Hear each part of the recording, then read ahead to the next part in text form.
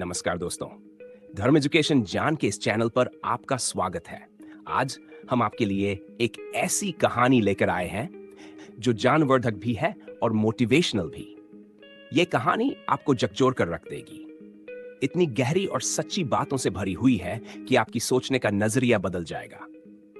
ये वीडियो सिर्फ आपके लिए नहीं, आपके पूरे परिवार के लिए एक आंखें खोल देने वाली सीख है। निवेदन है, कृपया इस वीडियो को अंत तक देखें, क्योंकि दोस्तों, अधूरा ज्ञान हमेशा घातक होता है। जो भी इस कहानी को सुनेगा, भगवान उसकी झोली खुशियों से भर देंगे। कैसे एक पिता संघर्ष करता है, कैसे थकता नहीं, चुकता नहीं, और कैसे अपनी मंजिल को पा लेता है, ये सब कुछ जानेंगे इस कहानी में। अगर आप भगवान के सच्चे भक्त हैं, तो इस कहानी को जरूर देखें और सुने। पिता की कही बातें आपके जीवन को नई दिशा देंगी, आपके मन में एक नया उजाला भर देंगी। तो चलिए दोस्तों, कहानी शुरू करने से पहले चैनल को सब्सक्राइब जरूर कर लें और बेल आइकन दबा दें, ताकि ऐसी ज्ञानवर्धक और प्रेरणादायक कहानियां आप तक सबसे पहले पहुंचें। धूप अपने चरम पर थी, जैसे आसमान से आग बरस रही हो। सड़कें सूनी थी, पर एक कोना ऐसा था जहां जिंदगी अब भी मेहनत के पसीने से चमक रही थी। वहीं पर था रामू, फटे पुराने कपड़े, माथे पर पसीना और हाथों में छाले, मगर आंखों में एक सपना। वो एक मजदूर था, पर उसके अंदर एक पिता, एक सपना देखने वाला इंसान और एक योद्धा छिपा था। सुबह के 4 बजे रामू की दिनचर्या शुरू हो जाती। एक चाय का कप बनाकर बीवी को देता, फिर बच्चों को प्यार से उठाता और स्कूल के लिए तैयार करता। उसके पास घड़ी नहीं थी, लेकिन वक्त का अंदाजा उसके पांवों को था, जो हर सुबह उसी रास्ते पर चल पड़ते थे जहां ईंट, बालू और लोहे के ढेर उसका इंतजार करते थे। रामू का काम था दूसरों के सपनों को आकार देना। कभी किसी की आलीशान कोठी की नींव रखता, तो कभी ऊंचे टॉवर की छत तैयार करता। लोग कहते, क्या मजदूरी है? पर रामू सोचता, ये सिर्फ मजदूरी नहीं, ये मेरा सपना है जो हर दिन मैं इन ईंटों के साथ जोड़ रहा हूं। उसे खुद के लिए छत नहीं मिली, मगर उसने दूसरों के लिए हजारों छतें खड़ी कर दी। शाम को जब घर लौटता, उसका बेटा दौड़कर कहता, पापा, आज स्कूल में मैं फर्स्ट आया। रामू मुस्कुरा देता, उसकी थकान मानो उठ जाती। वो जानता था उसका सपना छोटा नहीं है। उसे अपने बेटे को इंजीनियर और बेटी को टीचर बनाना था।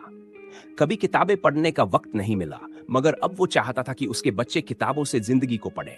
धूप में जलता ये मजदूर थकता था, पर रुकता नहीं, झुकता था, मगर टूटता नहीं, क्योंकि उसकी आंखों में अब भी एक सपना जिंदा था। रामू की जिंदगी जैसे एक रूटीन बन चुकी थी। सुबह से शाम तक काम, फिर बच्चों की पढ़ाई और परिवार की जिम्मेदारियां। मगर एक दिन उसके पास एक नया मौका आया। शहर के एक बड़े बिल्डर ने एक बड़ी इमारत के लिए मजदूरों की जरूरत बताई। ठेका बड़ा था, काम भी मुश्किल, लेकिन दिहाड़ी ज्यादा थी। रामू ने बिना सोचे हां कर दी। उसका बेटा उस वक्त इंटर में था। अगले साल इंजीनियरिंग की एंट्रेंस थी और फीस, वो सोचकर ही डर जाता था। लेकिन रामू जानता था, अगर आज और पसीना बहाया तो कल बेटे की किताबें सूखेंगी नहीं। काम शुरू हुआ। तेज धूप, सीमेंट की बदबू और कभी बुखार भी, मगर रामू रुका नहीं। उसने अपने शरीर को नहीं, अपने सपनों को देखा। छाले भरते, फिर फटते, कंधे अकड़ जाते, मगर हाथ चलते रहते। कई रातें ऐसी थी जब वो थक कर वहीं साइट पर ही सो गया। कभी सिर्फ एक रोटी खाकर पूरा दिन गुजारा। लेकिन एक दिन शाम को काम से लौटते वक्त उसका बेटा दौड़ता हुआ आया, पापा, मेरा एडमिशन हो गया, मैं सरकारी कॉलेज में चुना गया हूं। रामू वहीं सड़क पर बैठ गया। उसने बेटे को गले लगाया, मगर आंखें कुछ कहने से पहले ही भर आईं। उस दिन पहली बार उसके आंसू गिरे, मगर वो थकान के नहीं थे, वो जीत के आंसू थे। उसने कहा, मैंने कुछ नहीं किया बेटा, ये तो तेरी मां की दुआ और तेरी मेहनत है। मगर हकीकत ये थी कि उस सपने की नींव उसी मजदूर ने अपने पसीने से डाली थी। रामू अब भी मजदूरी करता है, मगर अब उसकी चाल में थकावट नहीं, फख्र है, क्योंकि अब उसके सपने सिर्फ आंखों में नहीं, हकीकत में चलने लगे हैं। बेटे का कॉलेज में दाखिला हो चुका था। रामू के चेहरे पर एक अलग ही चमक थी। अब उसे लगने लगा था कि उसका सपना अधूरा नहीं रहेगा। लेकिन जिंदगी के इम्तिहान खत्म कहां होते हैं। एक दिन शाम को जब रामू घर आया, उसकी बेटी गुड़िया, 10वीं क्लास की होशियार लड़की, धीरे से पास आई और बोली, पापा, क्या मैं भी पढ़ सकती हूं आगे? मुझे टीचर बनना है। रामू कुछ देर खामोश रहा। वो अपनी बेटी की आंखों में वही चमक देख रहा था जो एक वक्त अपने बेटे में देखी थी। मगर उसके दिमाग में खर्च, फीस, किताबें सब घूमने लगा। बीवी ने धीरे से कहा, अगर बेटा इंजीनियर बन सकता है तो बेटी टीचर क्यों नहीं? रामू ने गुड़िया की ओर देखा और मुस्कुराकर बोला, पढ़ेगी, जरूर पढ़ेगी और सबसे अच्छी टीचर बनेगी।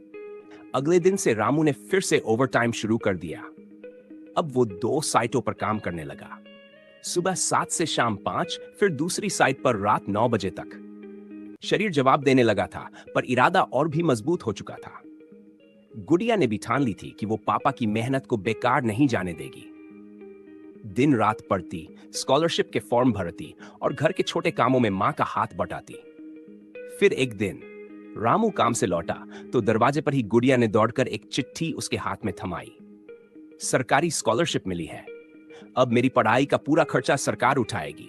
रामू चुप रहा, उसकी आंखों से वही आंसू निकले जिनमें थकान नहीं, जीत का स्वाद था।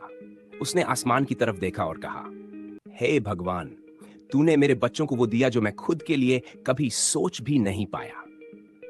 अब रामू के घर में 2 सपने उड़ान भर चुके थे और वो अब भी मजदूरी करता था, मगर उसके कदमों में थकावट नहीं थी, बलिदान की संतुष्टि थी। गुड़िया की पढ़ाई भी अब रफ्तार पकड़ चुकी थी। रामू के घर में अब किताबों की खुशबू थी और दीवारों पर बच्चों के सर्टिफिकेट और मेडल टंगे थे। लेकिन रामू अब भी सुबह उसी चाय के कप से दिन शुरू करता और उसी टूटी चप्पल में पसीना बहाने निकल जाता। वो कहता था, मेरे सपने पूरे नहीं हुए, लेकिन मैंने जो बोया वो अब फल दे रहा है। इन्हीं दिनों एक दिन साइट पर कुछ अफसर आए। सरकार की एक योजना के तहत रामू और कुछ मजदूरों का इंटरव्यू लिया गया। कैसे रहते हैं, कितना कमाते हैं, बच्चों की पढ़ाई कैसे होती है। रामू ने बस सादगी से कहा, मैंने तो बस अपने बच्चों के लिए ईंटें उठाई, आज वो किताबें उठा रहे हैं, इससे ज्यादा क्या चाहिए। कुछ हफ्तों बाद रामू को एक चिट्ठी मिली। वो पढ़ नहीं पाया तो बेटे ने पढ़कर सुनाया, पापा, आपको सरकार की तरफ से सम्मान मिलेगा, आपको आदर्श श्रमिक सम्मान से नवाजा जाएगा। रामू चुप रह गया। उसे समझ नहीं आया कि उसने ऐसा क्या कर दिया। सम्मान के दिन मंच पर उसे बुलाया गया, पगड़ी पहनाई गई, शॉल उड़ाई गई और सबने खड़े होकर ताली बजाई। किसी पत्रकार ने पूछा, आपको कैसा लग रहा है? रामू मुस्कुराकर बोला, इनाम नहीं चाहिए साहब, मेरे लिए तो सबसे बड़ा इनाम यह है कि अब कोई मजदूर को नीचे नहीं देखता, आज मजदूरी में भी इज्जत मिल रही है। उस दिन रामू सिर्फ एक मजदूर नहीं गया था, उस नींव का नाम जिस पर सपनों की ऊंची इमारतें खड़ी होती हैं। रामू अब कोई आम मजदूर नहीं था, वो एक मिसाल बन चुका था जो अपने सपनों के लिए नहीं, अपने बच्चों की उड़ान के लिए जीता रहा। सम्मान मिलने के बाद उसकी कहानी अखबारों में छपी। लोगों ने सोशल मीडिया पर पोस्ट किया, एक मजदूर जिसने अपनी मेहनत से इतिहास लिखा। कई स्कूलों और कॉलेजों में उसके बच्चों को बुलाया गया, जहां उन्होंने बताया कि कैसे उनके पापा ने धूप में जलकर उनके लिए छांव बनाई।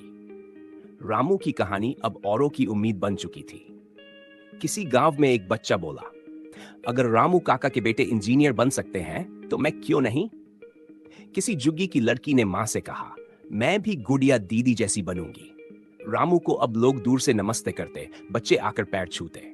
और जब कोई पूछता, रामू भैया अब तो आप आराम करोगे, तो वो मुस्कुराकर कहता, नहीं, अभी और नींव डालनी है, क्योंकि मेरा सपना सिर्फ मेरा नहीं रहा, अब मैं उन सब का भी बोझ उठाता हूं जो आज भी खुद को छोटा समझते हैं। उसका सपना अब सिर्फ एक परिवार का नहीं रहा, वो बन गया एक सोच, एक जज्बा, एक रोशनी जो उन अंधेरों को चीर रही थी जहां आज भी मेहनत की कद्र नहीं होती। रामू जैसे लोग समाज के असली हीरो हैं, ना मंच मांगते हैं, ना माइक, बस अपने पसीने से वो कहानियां लिखते हैं जो कभी मिटती नहीं। यही थी एक मजदूर की कहानी दोस्तों, जो थका नहीं, झुका नहीं और अब कई दिलों में जी रहा है। और हाँ दोस्तों, इस एक पिता के लिए लाइक तो बनता है। और अगर ऐसी ही दिल छू जाने वाली कहानियां आप आगे भी सुनना चाहते हैं तो चैनल को सब्सक्राइब जरूर करें।